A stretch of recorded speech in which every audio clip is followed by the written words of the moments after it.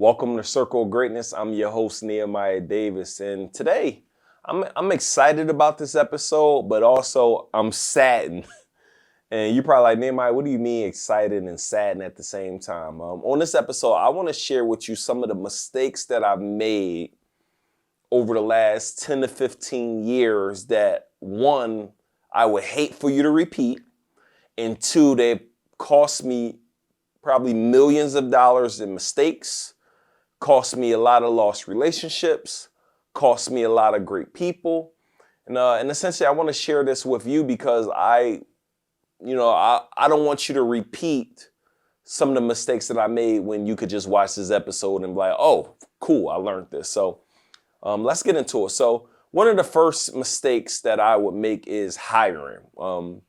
I have never been the greatest at hiring, and now I'm very grateful for our recruiting team that we have now and the various things that we have in place. But one of the things that I highly recommend when it comes to hiring is making sure you are doing a predictive index test, making sure you are doing a DIS assignment, and in addition to that, making sure you are doing a test assignment.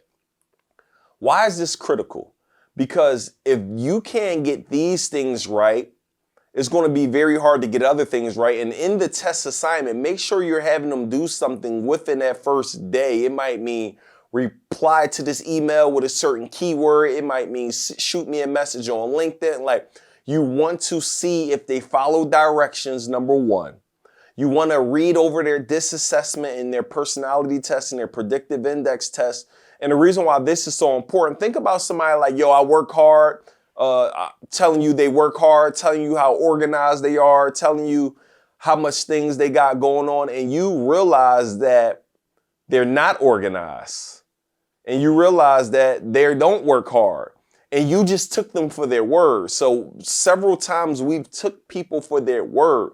Now we don't take you for your word. We take you for, what does this assessment say? What does this predictive index test say? What does their test assignment say? How did they work in their first few days working here? How did they work in their first week? One of the things that Alex Hormozy says is, he says, if they're not a rock star in their first week, it's likely that they will not become one. And when he said that, I was thinking, man, how powerful is that? Like, if they're not a rock star in their first week, it's not likely that they'll become one? What? And now that is something that we live by. We're looking very diligently in your first week. How do you operate? How are you fitting into the culture? How are you executing? How are you with following directions? How are you with decision making? How are you with reporting? And these are things that I wish I'd known earlier. Next, understanding the tax code.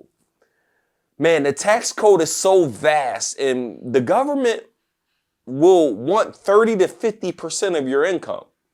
And if you don't understand the tax code, if you don't understand proper write-offs, if you don't understand what can be written off, if you're not documenting your meals, if you're not documenting your mileage, if you're not documenting your business trips, it's likely that a lot of those things will not be written off because they weren't done the proper way. So one of the things that I highly recommend people to do right now is to study the tax code. Spend some time learning about taxes. Spend some time learning about all the different ways to keep more of your money. One of the things one of my buddies say, he says, don't give the IRS a tip. And generally you're doing that when you're not understanding the tax code and understanding how to deal with your money. In addition to understanding the tax code, building your financial future in your structure is very important. Like, what type of LLC do you need? Is it an S Corp? Is it a C Corp? Is it a limited partnership? What type of insurances do you need to protect yourself in your business? What type of entity structures do you need? Do entities need to own other things? Do you need to have anonymity in one of the structures? Like, there are so many different things that I've now known that I wish I would have known just about properly structuring the businesses so you can protect yourself. Because what I've come to learn, people are out here looking to take advantage of what you built. They're looking to take advantage of your hard-earned income. They're looking to take advantage of whatever you built, and they're looking to take it from you. So you need to be doing everything in your power to protect it. You need to be doing everything in your power to just make sure as much of your financial future is in order. Next, when we talk about financial future, insurance. One of the most important things you should focus on is insurance. This is like number one. What are the life insurance you need to have? Right? What is this cash value life insurance? Is this term life insurance? Is this IUL? Like, you need to identify what are the insurances that you need for you and for your household, so you don't have to have a fish fry if something happened. You don't have to worry about how I'm going to pay for this funeral if something happened to your mother or your child, because you are focusing on building and getting these things done right? Health power attorney. There's just so many, and shout out to Saida actually helping me with these things, but there's so many nuances that you want to begin to learn, right? Next, relationships. So in everything that I do right now, I want to ask myself, and this isn't just relationships, how can I get 3 to 4 moves out of this one move that I'm making? So I'll give you an example.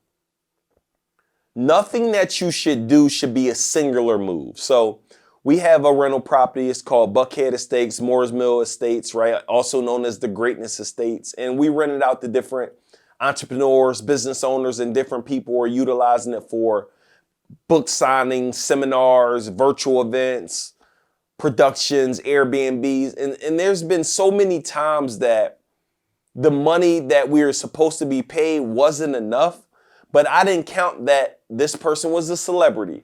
I didn't count that this person would have promoted the property. I didn't account for all the other people of high influence that this individual could have potentially brought to the property that could have potentially booked it.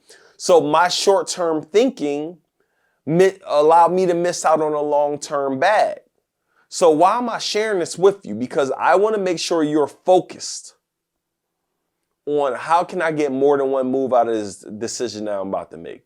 What are the other ways that I can win in this decision? It may seem singular now, but what are some other things that I can do? Next, give your gift away. This still works so many wonders. This still something I tell so many people to focus on. I tell people all the time, if you're extremely good at something, it doesn't matter if you give it away. If I sit down with you for 15, 20 minutes, I can give you strategy and game that can truly help blow your business up. Can I get paid a lot of money to do it? 1,000%. Right? But it doesn't really cost me to do it, right? So I can do it. I don't do it all the time, but I can do it. So I'm sharing that with you to say that you want to focus on giving your gift away to the right people, right? One of the things Russell Brunson and his guy it's called the Dream 100. Who are 100 people that you want to work for and work with? And out of any of those 100, can you give your gift away to any of these individuals where that may turn into a long-term relationship? That may turn into a long-term business deal. That may turn into a revenue generation source. You want to start asking yourself that. You want to start focusing on what are some ways and things that I can do to give my gift away that will ultimately allow me to gain a client, gain a friend, gain an associate, and this will be something that you can add to your tool belt. And the final thing I want to talk about on this episode is, masterminding. I only wish earlier on I would have mastermind more. One of the things that one of my mentors says, he says, a rising tide raises all boats.